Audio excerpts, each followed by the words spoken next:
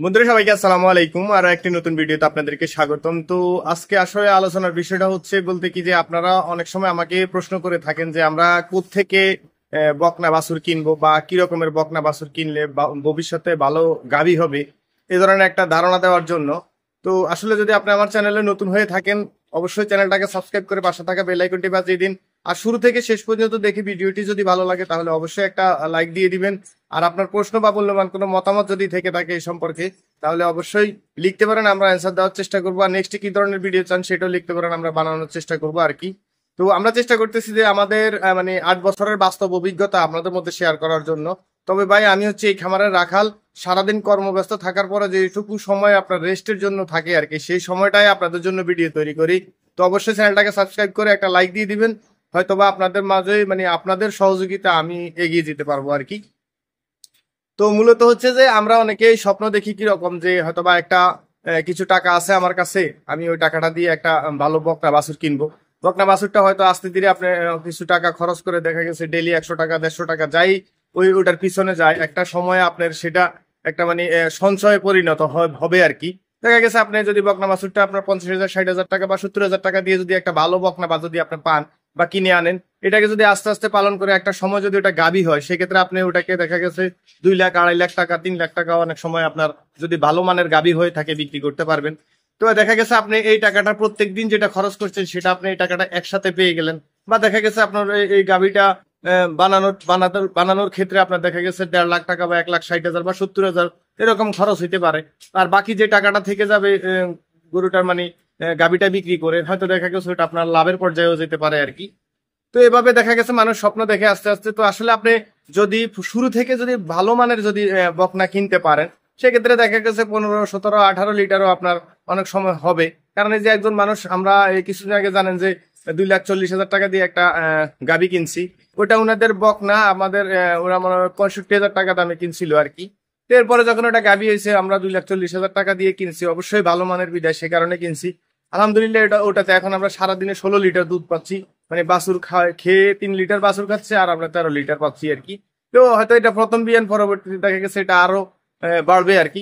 তো চলুন আপনাদেরকে একটা ধারণা দেওয়ার চেষ্টা করি, বা আপনারা কি ধরনের বকনা কিনলে ভবিষ্যতে একটা ভালো মানে গাভী হবে বা ওটা দিয়ে আপনি লাভবান হতে পারবেন। এমনও বকনা আছে যে আপনি কিনলে 4 কেজি 5 কেজি দুধ হবে, কিন্তু অনেক সময় অনেকে মনে করে কি যে এটা হলিস্টিন ফিজিয়ান যদি কিনে সাদা কালো, সেক্ষেত্রে হয়তো বা অনেক বেশি দুধ হবে। কিন্তু ওর যদি মায়ের দুধের রেকর্ড ভালো না থাকে, ওর যদি আপনার ওই ভালো গাভী হওয়ার মতো গঠন যদি না থাকে, সেক্ষেত্রে আপনি যত সাদা কালো গাভী কিনলেই যে ভালো দুধ হবে এ ধরনের কোনো আসলে কথা নাই।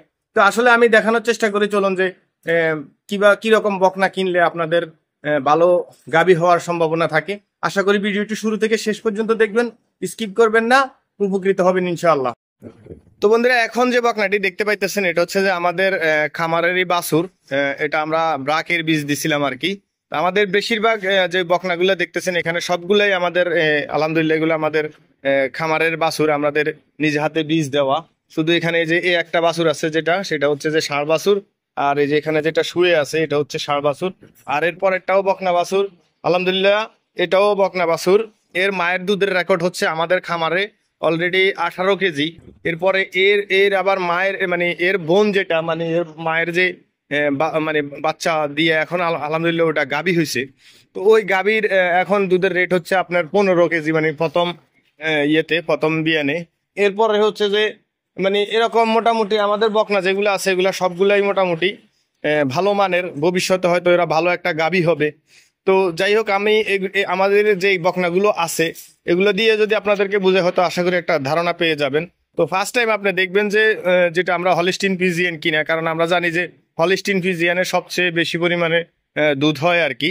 আর পরবর্তী দেখবেন যে আপনার ওর যে শরীরে যে চামড়া, এই চামড়াটা পাতলা আছে কিনা দেখেন। এটা একবারে চামড়া হয়তো আপনি আমার কাছে থাকলে বুঝাইতে পারতাম না, একবারে কাগজের মতো পাতলা। এরপরে হচ্ছে যে এর মাথাটা থাকবে হচ্ছে ছোট, এই যে দেখেন মাথাটা একটু ছোট থাকবে। তারপরে কানগুলো একবারে ছোট খাড়া খাড়া থাকবে আর কি। আর হচ্ছে যে এই যে পায়ের অবস্থা দেখেন। আর একটা বিষয় মনে রাখবেন যে একটা গাভীর এই যে এখানের যে জায়গাটা মানে পিছনের যে মাজার থেকে এখানের যে সামনের এটা একটু মানে নিচু থাকবে। আর এই সাইডের যে এই যে পিছনের যে এটা একটু চওড়া থাকবে। এই যে পিছনের সাইডটা হবে চওড়া, আর এই যে দেখেন ওর মানে এই যে মানে পিছন থেকে ওর মাথা পর্যন্ত এই জায়গাটা একেবারে, এখন হয়তো ওর স্বাস্থ্য কম আছে এই কারণে বোঝা যাচ্ছে না, একবারে সমান থাকবে। তো আর হচ্ছে যে আপনার যে এই প্রস্রাবের রাস্তাটা ছোটবেলা থেকেই বড় থাকবে, কারণ হচ্ছে প্রস্রাবের রাস্তা যদি আপনার একটু বড় থাকে সেক্ষেত্রে হবে কি যে আপনি যদি বেশি পার্সেন্টেজের ওকে বীজ দেন, পরবর্তীতে আপনি এগুলা দিয়ে জাত উন্নয়ন করা সম্ভব হয় আর কি। দেখা গেছে আপনি প্রথম অবস্থায় ওকে দেখা গেছে ভালো মানের বীজ দিতে পারলেন পার্সেন্টেজ বেশি দিয়া, এর পরবর্তী বিয়ানে দেখা গেছে আরো বেশি দিতে পারবেন। আর যদি ওটাকে প্রথমে যদি বিক্রি করে দেন সেক্ষেত্রে আপনি আশা করি যে ভালো একটা অ্যামাউন্ট আশা করি বিক্রি করতে পারবেন।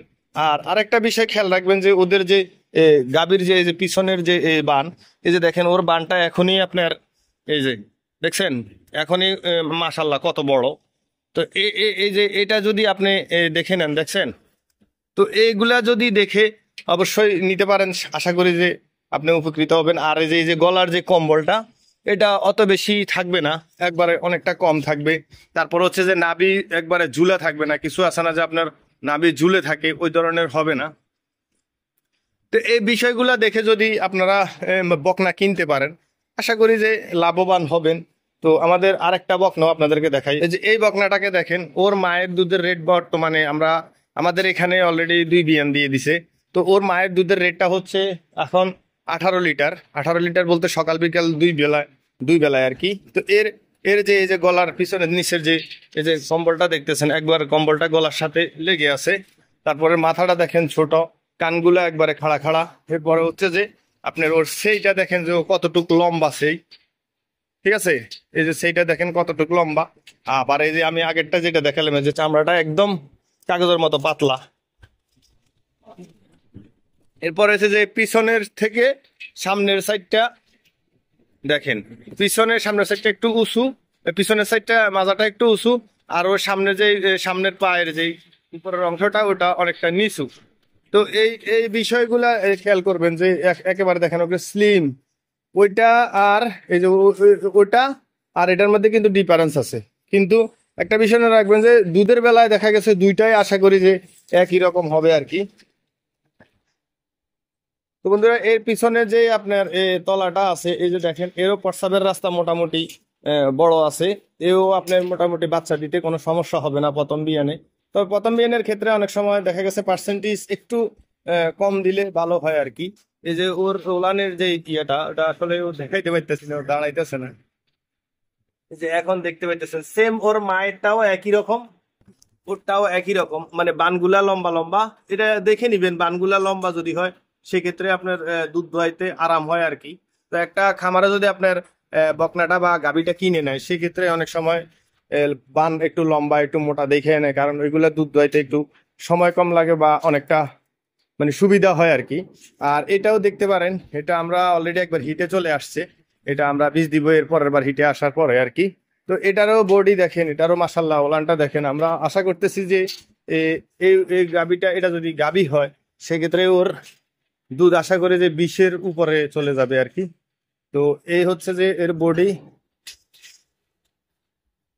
এই, আর এই যে গলার চামড়াটা দেখেন একবারে পাতলা, একবারে পাতলা এটা। তো এগুলা যদি দেখে যদি আপনি মোটামুটি গাভী বকনা কিনতে পারেন আশা করি যে ভবিষ্যতে ভালো একটা গাভী হবে। তো সবাই দোয়া করবেন আমাদের খামারের জন্য, আমাদের জন্য। ভালো থাকবেন, সুস্থ থাকবেন সবাই। দেখাবো অন্য কোনো ভিডিওতে। আসসালামু আলাইকুম রহমতুল্লাহি ওয়া বারাকাতুহু।